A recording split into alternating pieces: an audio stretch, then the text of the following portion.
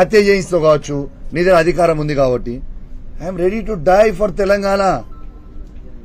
కౌశిక్ రెడ్డి చావడానికైనా సిద్ధంగా ఉన్నాడు, కానీ నీతోని కాంప్రమైజ్ కావడానికి సిద్ధంగా లేడు బాబు రేవంత్ రెడ్డి గారు.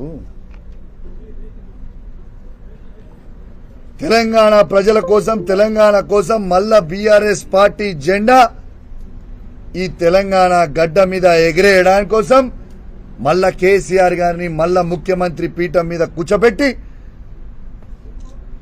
తెలంగాణని అద్భుతంగా మళ్ళా అభివృద్ధి చేయడానికి కోసం కేసీఆర్ గారు ఉండాలి అనడానికి కోసం నిత్యం కొట్లాడుతూనే ఉంటా, నా గొంతు విప్పుతూనే ఉంటా, మీరు చెప్పిన అబద్దాల ప్రామిస్లని ఎండగడుతూనే ఉంటా. మిస్టర్ రేవంత్ రెడ్డి గారు గుర్తు పెట్టుకోండి. నీ అవాకులకి చవాకులకి ఈ బెదిరింపులకి కౌశిక్ రెడ్డి ఎట్టు పరిస్థితుల్లో భయపడడు అని చెప్పి కూడా ఈ సందర్భంగా తెలియజేస్తా ఉన్నాను.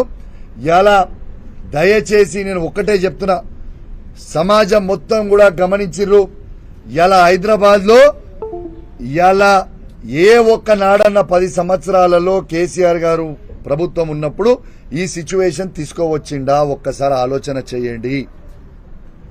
దయచేసి నేను రిక్వెస్ట్ చేస్తున్నా, తెలంగాణ ప్రజల్లారా, కేసీఆర్ అంటేనే మనము, మనం అంటేనే కేసీఆర్. ఇలా వాస్తవంగా రేవంత్ రెడ్డి గారు మీరు ఇన్ని ఘనం తిడుతున్నారు కేసీఆర్ గారిని, కేటీఆర్ గారిని, హరీష్ రావు గారిని. వాస్తవంగా ఇలా కేసీఆర్ గారు లేకపోతే, ఈ తెలంగాణనే లేకపోతే అసలు నీవు ఆ ముఖ్యమంత్రి కుర్చీ మీద కూర్చునేటోన్వా? అసలు ఆ కుర్చీ అనేది క్రియేట్ అయ్యేదా? అది కూడా కేసీఆర్ గారి భిక్షనే కదా నీకు పెట్టింది. ఇలా ఏంటిదో ఎగిరెగిరి పడతా ఉంటారు. కాబట్టి ఇగనన్నా మీ చేసే అవాకులు చెవాకులు బంజేరి మొత్తం తెలంగాణ ప్రజలకి అర్థమైపోయింది. ఇలా మీకు సవాల్ విసిరినప్పుడు సవాల్ స్వీకరించడం మీకు రాదు, బంజేరి. తెలంగాణ ప్రజలందరూ కూడా మీరు గుండాయిజం చేసిన గుండాయిజం మొత్తం చూసిర్రు, మీ రౌడీయిజం మొత్తం చూసిర్రు. దానికోసమే నిన్న అరెస్ట్ చేసిర్రు పోలీసులు.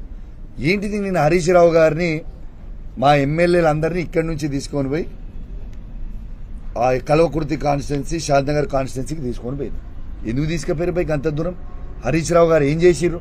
హరీష్ రావు గారు అన్నదేంటిది? మీరు ఇలా గమనించాలి. తెలంగాణ ప్రజలు ఎట్లా తిరగబడుతురో మీ మీద గమనించాలి. ఇలా హరీష్ రావు గారిని మీరు ఆడికి తీసుకుపోతున్నది మాకైతే తెలియదు. అంటే మీరు చేసే చెత్త శాస్త్రాలు, మీరు చేసే వెకిలి శాస్త్రాలు ప్రజలు టీవీలలో చూసి ఎంత గమనిస్తున్నారు అనేది మీరు అర్థం చేసుకోవాలి. ఇలా ప్రజలు ఏ తిరిగి రివర్స్ అయ్యారు అక్కడ. మీరు హరీష్ రావు గారిని తీసుకోబోతుంటే ప్రజలు తీసుకొచ్చి మీరు చేసే దౌర్జన్యంని తట్టుకోలేక ఇలా జేసీబీలు అడ్డం పెట్టిర్రు, పోలీసు వ్యాన్లకు అడ్డం తిరిగిర్రు, ఇలా గుండురాయిలు తెచ్చి అడ్డం తిరిగిర్రు. ఇలా మా హరీష్ రావు గారిని ఎట్లా మీరు అరెస్ట్ చేస్తారు? కేసీఆర్ గారు చేసిన అన్యాయం ఏంది? ఎందుకు కేసీఆర్ గారి మీద ఉన్న శిష్యుల మీద, ఇలా కేటీఆర్ గారి మీద, హరీష్ రావు గారి మీద, మా శాసనసభ్యుల మీద, శాసన మండల సభ్యుల మీద, మా బీఆర్ఎస్ పార్టీ కార్యకర్తల మీద మీరు ఇంత దౌర్జన్యం ఎందుకు చేస్తుర్రు అని ప్రజలే తిరగబడతా ఉన్నారు.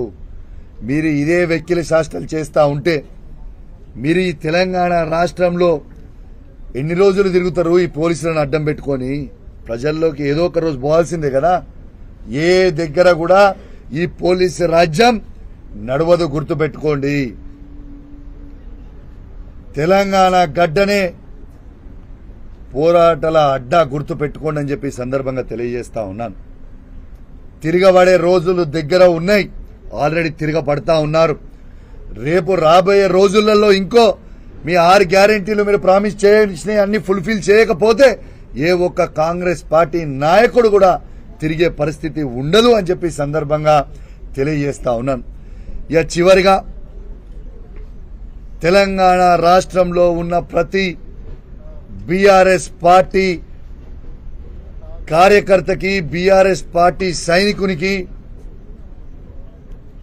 కేసీఆర్ గారికి, కేటీఆర్ గారికి, హరీష్ రావు గారికి, మొత్తము శాసనసభ్యులకి, శాసన మండల సభ్యులకి, మా పార్లమెంట్ సభ్యులకి, మా మాజీ పార్లమెంట్ సభ్యులకి, మా చైర్మన్లకి, మా కౌన్సిలర్లకి, మా సర్పంచ్లకి, మా ఎంపీటీసీలకి, మా ఉప సర్పంచ్లకి, మా వార్డు మెంబర్లకు అందరికీ కూడా ఇంత పెద్ద ఎత్తున నాకు సపోర్ట్ చేసి నాకు అండగా నిలబడి అన్నా మేమున్నాము, నువ్వు గట్టిగా పోరాడుతున్నావు, అదే విధంగా పోరాడన్నా అని ధైర్యం ఇచ్చిన ప్రతి ఒక్కరికి కూడా, నాకు అండగా నిలిచిన ప్రతి ఒక్కరికి కూడా నా చేతులు జోడించి శిరస్సు వంచి మీ అందరికీ కూడా నేను పేరు పేరున ధన్యవాదాలు తెలియజేస్తూ సెలవు తీసుకుంటా ఉన్నాను.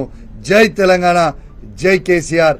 దీంతో పాటు ఫైనల్ గా ఇలా యావత్ తెలంగాణ ప్రజలకి గాంధీ గారి మాటలు, ఈ ఫైనల్ గా ఈ లొల్లి అంతా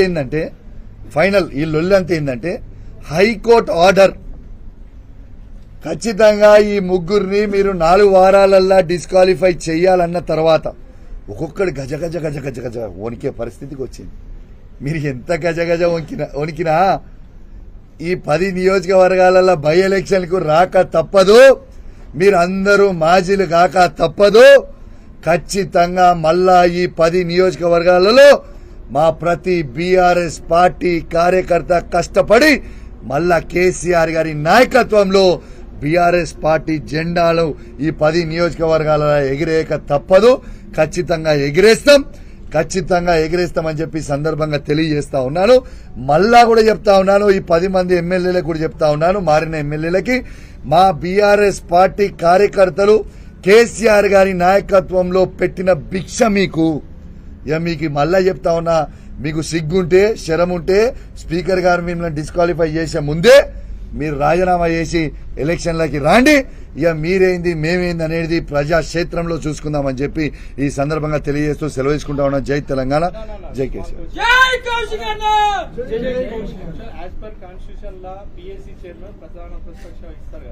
అందులో భాగంగానే అరికపూడి గాంధీ గారికి ఇచ్చారు కదా, తను కూడా మిమ్మల్ని స్వాగతించింది కదా, ఇంకా వివాదం ఏముందా?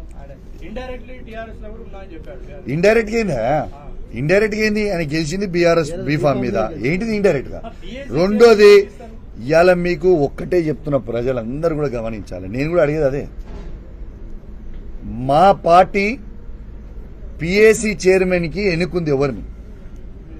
కేసీఆర్ గారి నాయకత్వంలో ఆ రోజు నిర్ణయం తీసుకుంది హరీష్ రావు గారిని మేము పిఏసీ చైర్మన్ గా పెట్టాలని నిర్ణయం తీసుకున్నాం. హరీష్ రావు గారితో పాటు ప్రశాంత్ రెడ్డి గారు, గంగుల కమలాకర్ గారిని మేము నామినేట్ చేసుకున్నాం. మరి మేము నామినేట్ చేసుకున్న తర్వాత మీరు గాంధీ గారికి ఎట్లా ఇస్తారు పిఏసీ చైర్మన్ అని నేను అడుగుతా ఉన్నాను. ఇది యావత్ తెలంగాణ సమాజానికి జవాబు చెప్పాల్సిన అవసరం ఉన్నది. ఇలా ఏ ఒక్క నామినేషన్ కూడా ఎక్కువ పడితే 13 కంటే 14 నామినేషన్ పడితే ఎలక్షన్లు కావాలి. స్పీకర్ గారికి కూడా పవర్స్ లేవు. మీరు రూల్ నంబర్ 250 మీరు చదువుకోవచ్చు. ఎక్కడ కూడా ఉంటే ఎలక్షన్ పెట్టాలి కానీ తీయడానికి లేదు. తప్పకుండా రేపు మేము కోర్టుకు పోతాం, దాని రూల్ బుక్ ప్రకారం పోతాం, చెక్ చేస్తాం.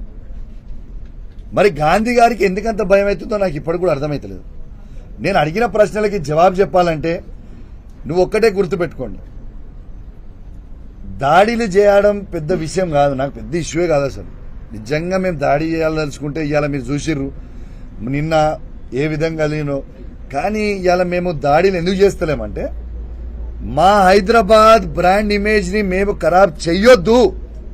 మా కేసీఆర్ గారు వద్దు, వాళ్ళు చేసిన పనులు తప్పులు మనం చెయ్యొద్దు, మీరు సమన్వయం పాటించండి అంటేనే మేము ఆగినాం తప్పితే, లేకుంటే దాని ఈక్వేషన్ వేరే ఉంటుండే. కానీ మేము దాడులకి రెడీ లేం. దాడులతోని కాదు కదా, ప్రజాస్వామ్యంలో దాడులు చేసుకోవడం అనేది కాదు కదా. ప్రజాస్వామ్యంలో ఖచ్చితంగా మీకు దమ్ముంటే ధైర్యం ఉంటే రాజీనామా చేసి మళ్ళా రా మాట్లాడు.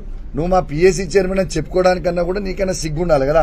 ప్రజలందరూ చూసుకుంటా నవ్వుకుంటా ఉన్నారు. కౌశిక్ రెడ్డికి దూకుడు ఎక్కువ ఉంది, దూకుడు తగ్గించుకోమని చెప్పి హరీష్ రావుకు ఆయన సలహా ఇచ్చిన దానం నాగేందర్. మీరు మహేష్ బాబు సినిమాలో దూకుడులాగా పోతున్నారు. సరే, నాకు దూకుడు ఎక్కువ ఉంటే దానం నాగేందర్ గారు గోకుడు ఎక్కువ ఉన్నది.